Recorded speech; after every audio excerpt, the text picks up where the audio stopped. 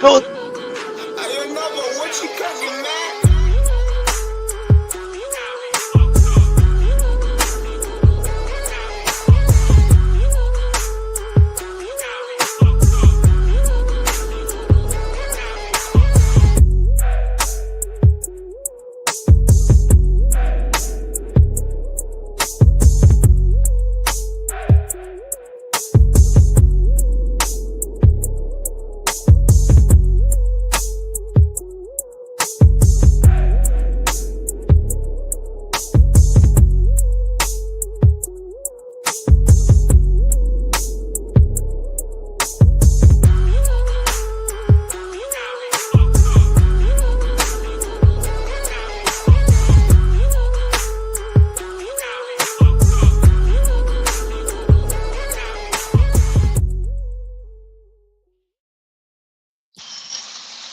What's up? Good morning, everyone. Welcome to another episode of Iron Minds. You got Pedro Potato, Michael Lombard, and myself. Trey is recovering from some festive graduation weeks and You just weekends. be honest. We've got Trey locked up in the Iron Minds basement. He has refused to get up every day at 3 a.m. and do 10-mile runs with us. So until he can get along with the rest of the class, we have him locked away. Very nice. Well, good morning, guys. How y'all doing? Fantastic. We're I've doing blown great. my voice out. I have blown my voice out. Holy crap, Was that dude. What'd you from? do? A Was that weekend from the singers motivational weekend? speaking circuit? Exactly. Yesterday, I was the rare opportunity to be a spectator for a race in downtown Austin. I saw that the try something, right? Yeah, it's they do it every year. I'm gonna have to talk in the frog voice or like a drill instructor, or you won't Whatever be you able to say, hear doll me. face. But yeah, there was a triathlon in downtown Austin, and I had the rare opportunity of being a spectator, and I gave it my full energy. I gave everybody my full energy, um, and it was really awesome to do because I don't get a lot of opportunities to be a spectator, and I was like, it was my way of paying it back for all the great support I've gotten over a lot of the races I do in the city. Oh yeah, that's very awesome. It looked like a hell of an event. I just saw a couple social media postings on it. How and I'm sure you don't want to do a ton of talking, but what was the distance of the triathlon? I mean, they had a rookie, a sprint, and an Olympic distance, so it lasted a good amount of time. It has a staggered start. I had a good chunk of friends who were doing it. Um, this new company called Super Try. Well, they're newer. They just bought the race itself.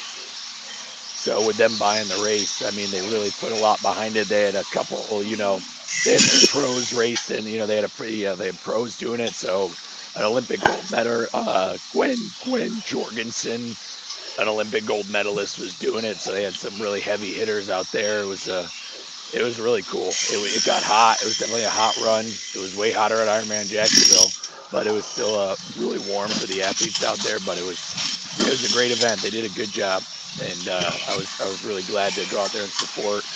I'm gonna blow my voice out. This is how I want That's to the way do to it, do it. and hopefully I'll get a little bit back by tomorrow because I gotta get back on the mic tomorrow morning. But I mean, yeah, I sound like a freaking frog this morning, but I don't know. Worth it. It's just I really want to leave it out there for so many people. I got a lot of, I had a lot of kind words afterwards. I felt like I was doing what I was supposed to do. I'll tell you, I don't take too many opportunities to spectate myself. I always say that I'm way too selfish. If I'm traveling, I'm racing.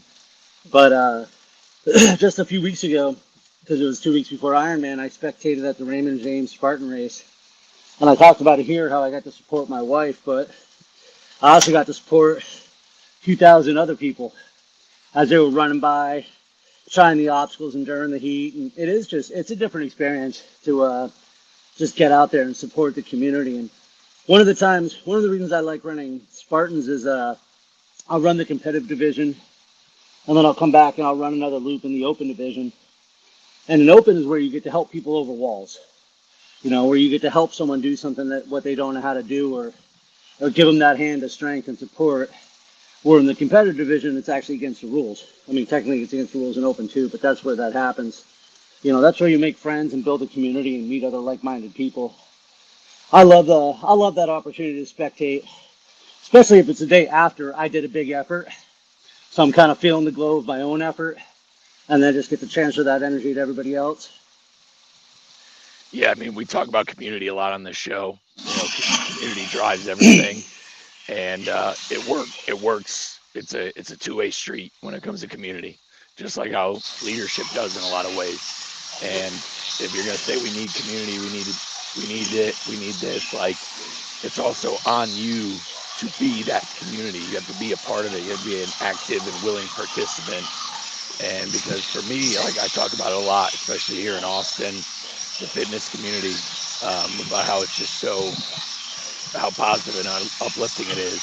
And sometimes it takes a little bit of realization that I'm also actually a part of it. And by the sound of my voice, that's what it is. And it's great to do it. It makes you feel good to be out there. I can't tell you how many strangers days I made.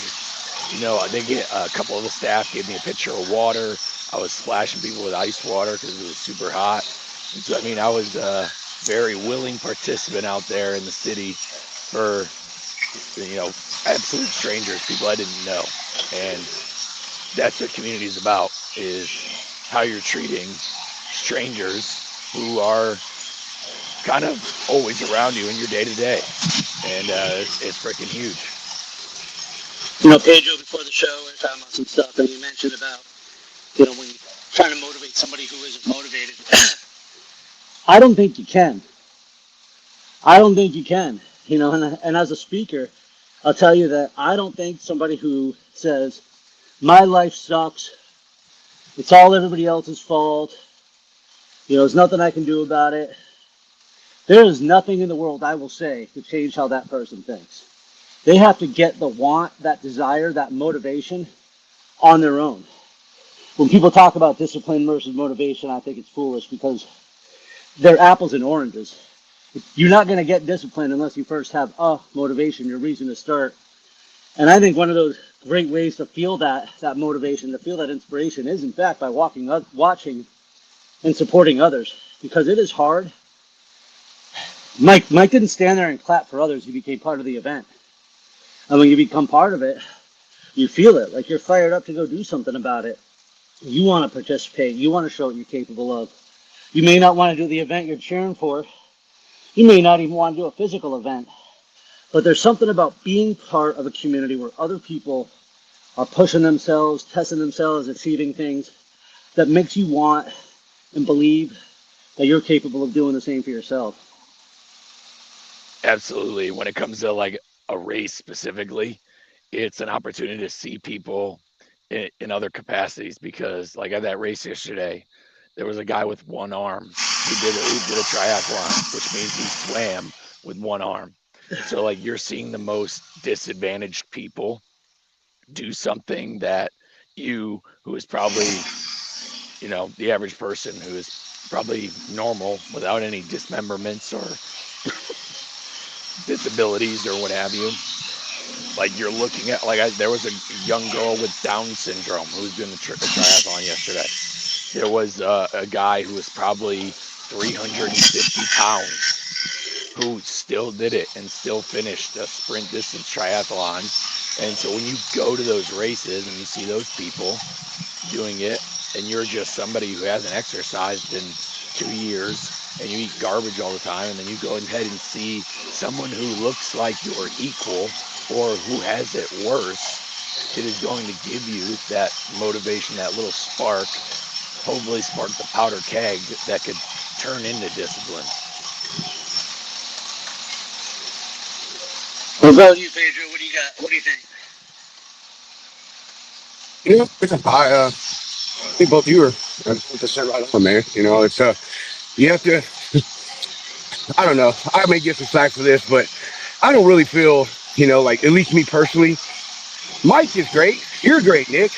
Everything you guys say is amazing, but you don't motivate me. I motivate myself. I'm just taking cues from you guys about, hey, if I get myself motivated, I do those hard things, I This is the mentality, the mindset, the body type, the diet, all the things I get from having that motivation, And, and I feel, I love what you said, Nick, there's nothing you can do to someone who just doesn't want to do it.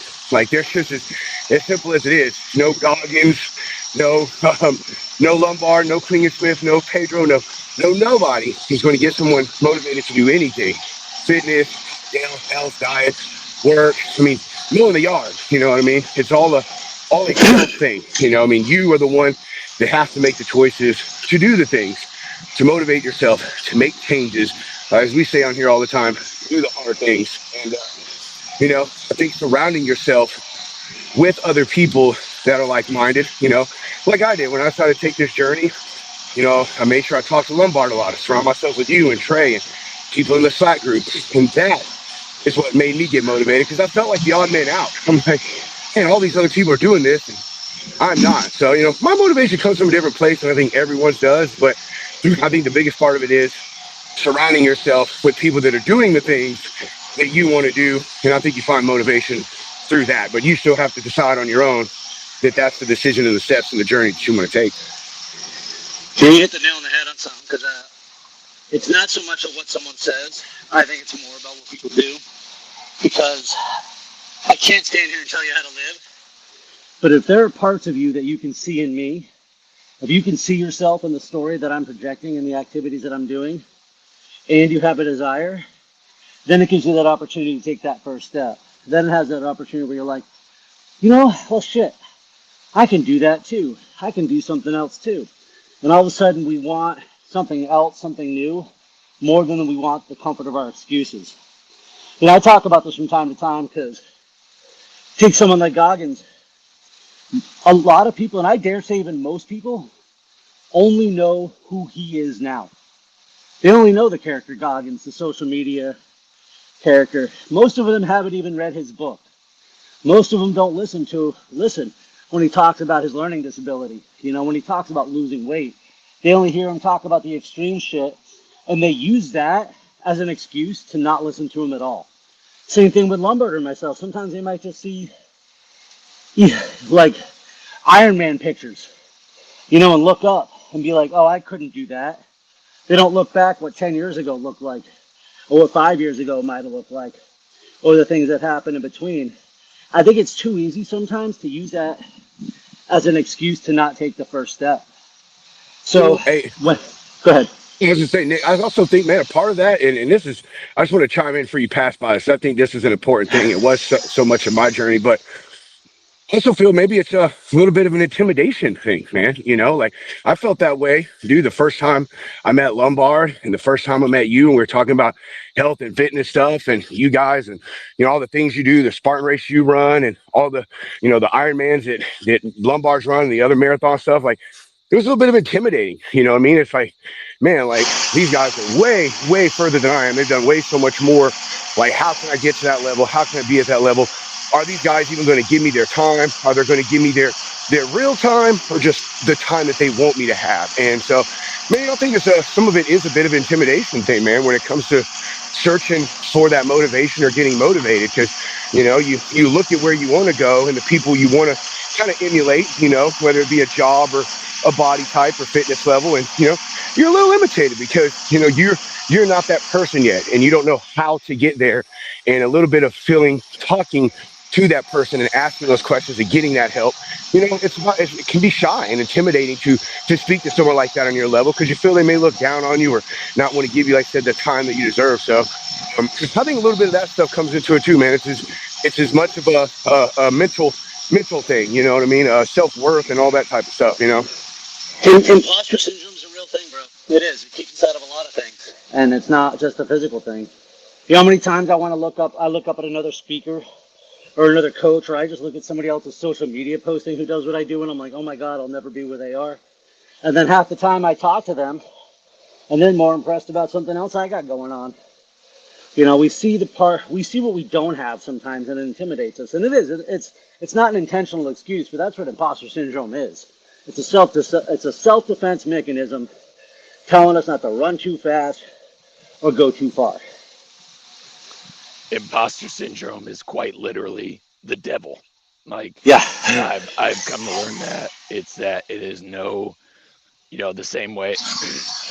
That's all it is. It's all your it's demons telling you what you're not. And true, the truth is God knows who we are, who He made, what we're capable of. And the devil will do anything to make us detract from that and become what we're not, fall into doubt, into guilt, into fear, fall into inadequacy. Those are all the devil, because what people in this, it's one of my favorite lines from the movie Constantine, when Rachel Weisz's character says, "I don't believe in the devil," and Keanu Reeves says, "Well, you should, because he believes in you." And that's the God's honest truth, is that the devil's got full belief in you, in exactly who he wants you to be, which is imposter syndrome, not worthy, a failure, can't do this, can't achieve anything. That's exactly, so that way you fall into a life of sin. And that is what the devil wants. Whereas all those things aren't true, because we're fearful of judgment of other people, when it comes to, and yeah, like we're feeling we're not worthy, when we are all worthy of love, of compassion, of motivation, all the things that we've been talking about for the last, 15 minutes. Oh, guys, so hey, I would like to know if we could switch stuff up a little bit here, because I want to talk about you guys, man. We didn't have a show last week, which sucks because you two went and accomplished some pretty damn amazing things. Lombard, you got your 3 time. Nick got his first Ironman, and so you know, I'd like to hear. I think everybody kind of like to hear about that, man. Nick, especially you, bro. This being your first one. What were some challenges, that you had been facing besides, the training stuff and, going through the conditions you have, but within the race and leading directly up to it days before and in it, what were the challenges and the hard things for you at that, man? Man, this was the easiest thing I ever done. You just show up without training and knock this out. Oh my God, here we go. It's funny because we're talking about imposter syndrome, and so when you're walking up to the start line of this thing, in my mind, everybody else has already done 10 of them. Like everybody else is going to Kona, um, knows everything, and so I'm talking to a couple people next to me in line, and I was actually kind of surprised to find out how many was it not only their first Ironman, but how many people were doing their first triathlon. And I was like, well, all right, I guess I'm not so crazy newbie, don't belong here, as I thought. And when you're standing at the swim start, all the nerves happen because all you're thinking about at that point is everything that you didn't do. All the, training you didn't do, things that can go wrong. It's like trying to talk yourself down. And so I really, for me, a lot of times when I'm doing races, marathons, ultras, Spartans, I try to pump myself up. I try to make myself like the hero of this dramatic story that's about to unfold. And I took a different approach to this race, and I just started meditating. I wanted to remain as calm as humanly possible before, during, and after the event.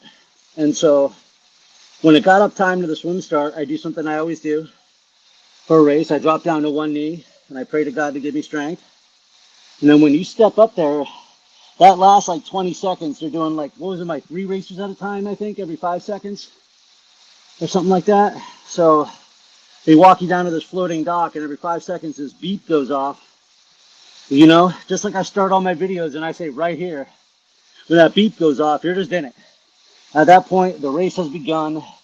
Nothing else matters. And so we're swimming in the Johns River in Jacksonville.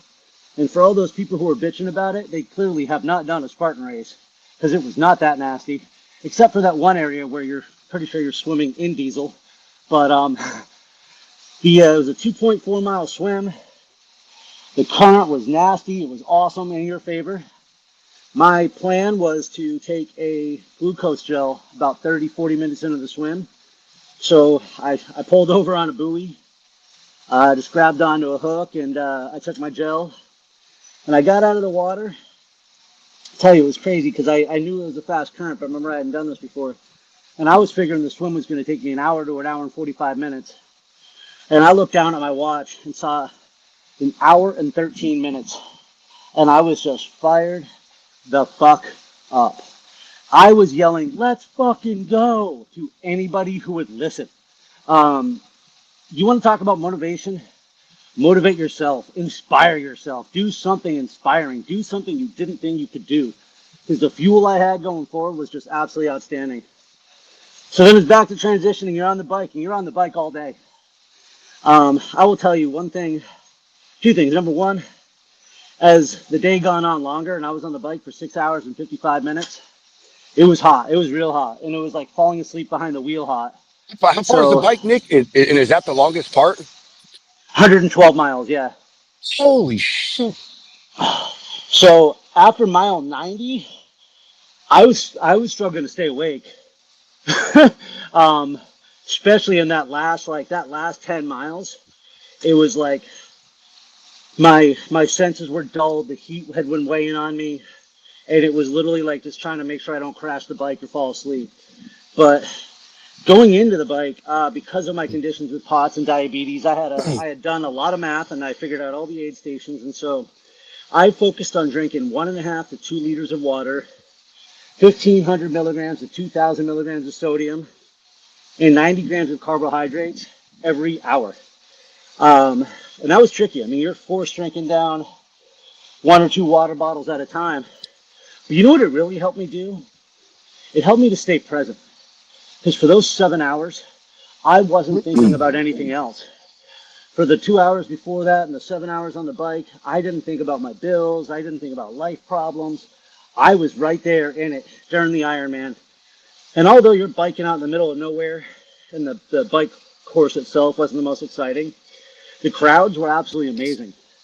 You know, you're going on a 2-loop bike course, and you're out there, and there's like a family out in the middle of nowhere cheering for you. And I always like to give them a thank you or a cheer back, and then they cheer again. And, you know, we were talking about spectators earlier. They were truly part of my experience. And then you cruise back down that same road 3 hours later, and that same family's still out there getting it done. And it was like, hell yeah. So the crowds and support were absolutely amazing. But for me, the hard part obviously came down to the marathon, because even up until the weeks before this, I couldn't possibly fathom wrapping my head around doing a marathon after everything I'd just done. But I literally just broke it down.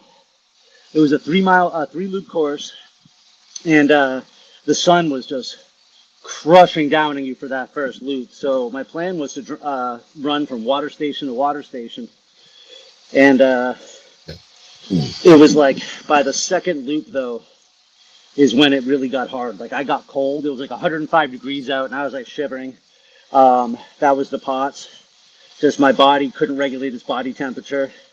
And so there was like a real dark moment where, you know, I was feeling sick. I just couldn't really get into fluids anymore. But moving wise, my body kept moving. And so eventually, and I'll tell you what, 2 times that helped me out. Lap 2, or my lap 1, got to see Mr. Lombard yell, "Let's go, Clinton Smith," on the other side of the street. And then my lap 2, we got to see him again. But I ended up breaking the marathon down to a 5-minute run, a 1-minute walk. And then that last loop, I just broke it down to a 3-minute run and a 1-minute walk, over and over and over. And every time I looked at the mileage, or every time I looked at the watch, I just told him like how much time I had left. I was like, dude, shut up. 3-minute run, 1-minute walk, repeat. 3-minute run, 1-minute walk, repeat. And carried me all the way to the finish. And that is my Ironman story. Man, you know, dude, it's funny that the way you just said about that is, it's kind of like the comparison I've heard of people that are in, life or death situations, how they ultra compartmentalize and break things down to the most minuscule timeline. And it's your focus is just, it's singular. It's like, this is what I got to do. And then I got to do this. And then the next thing and the next thing, and nothing else matters. You know, people who survive crazy things, and that's what they said helped them, was just that extreme focus. I'm not worried about anything else about this particular thing. How I'm going to accomplish that. And then once I get to there, what am I going to accomplish next? So, dude, I'm proud of you, Nick, man. I mean, I'm proud of Lombard too, bro. I mean, but like this is his third one. Okay, it's not as exciting, Lombard. I don't know. His finish brought something unique.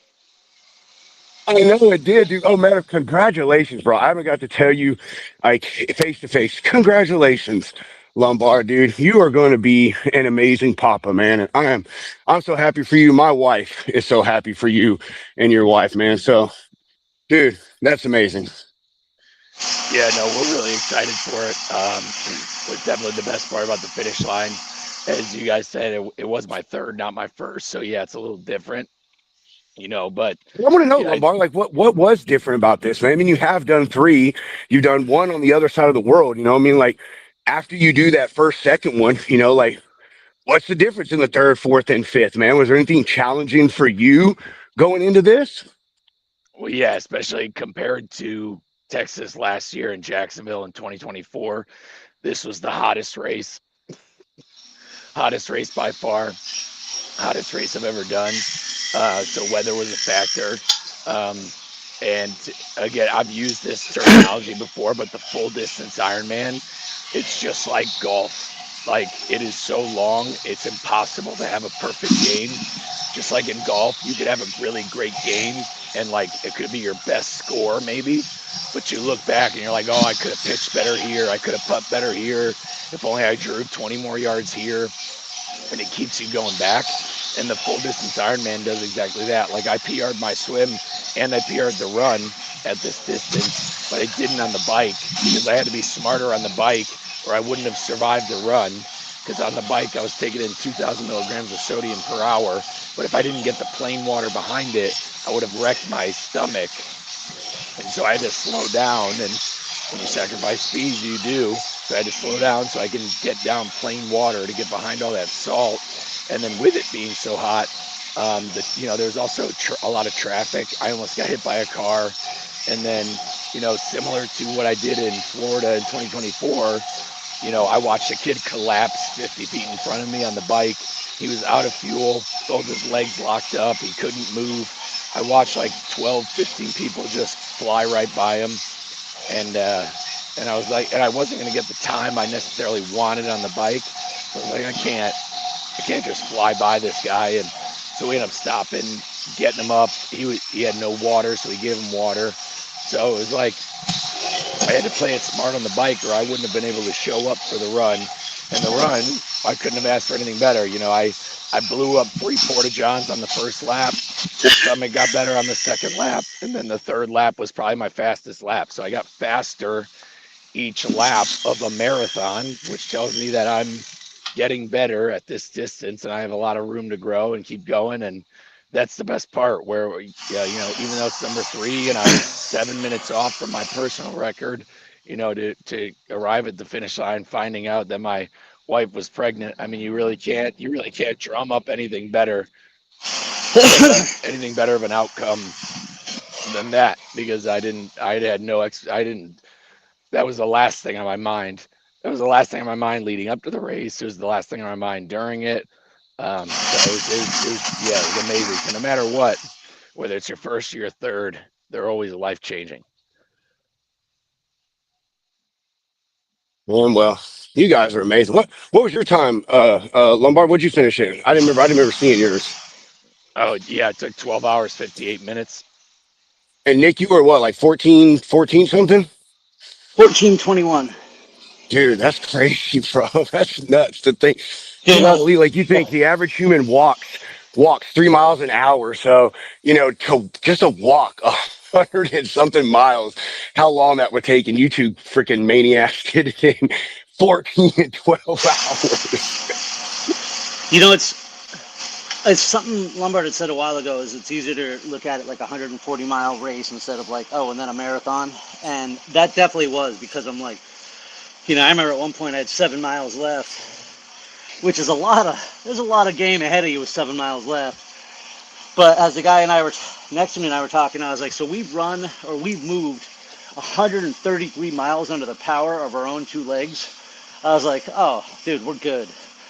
And it just came about that. But, when you also rule out quitting and you're going to make the cutoffs, like anything, it becomes just a matter of, can I endure what I'm going through right now? How long can I sustain what I'm going through? And the only reason I did the run walk was so I wouldn't get sick. It was sort of like giving my body a little bit of a reset for that 1 minute. But when I was like running, I was actually moving all right. I think there's so much that you can surprise yourself by doing something like this. I mean, literally, as I'm starting the marathon, I was still in disbelief that I was going to be able to how I was going to be able to do the marathon. I was like, this is going to be a wild experience, but I think if you can just endure whatever it is that you're going through a little bit longer, you have the opportunity to surprise yourself in so many ways. And then once you do that, you redefine the space that you're living. It's not like I'm going to go back to ever believing I can't do that. Like, I know I can now. And now my mind is curious, thinking, well, what else can I do? Yeah, I'll tell you, Hell yeah, bro. mile 30 on the bike, I was like, I don't want to fucking do this. I was like, my tri suit is too tight on my legs now. I put on more muscle since I got that tri suit. It felt a little constricted on the legs. Like I just at mile 30, I was like, oh my God, this is gonna be a battle. This is gonna be a battle royale. But as Nick said, it's an opportunity to absolutely unplug from everything. Nobody else exists. Your bills don't exist. Your job doesn't exist. Everything disappears for that time, and it's a long time, and it is a gift. It is a gift. Well, on that note, I think we're about ready to take it home. What do you think, boys? Anything else to add? Yeah, broski. Yes, I'm sir. good, dude. This is a great show, man. Let's get ready to mess up our Tuesday. Everybody out Yeah. there, let's fricking go. As iron sharpens iron, one man sharpens another. Let's go. See you guys. Thank you.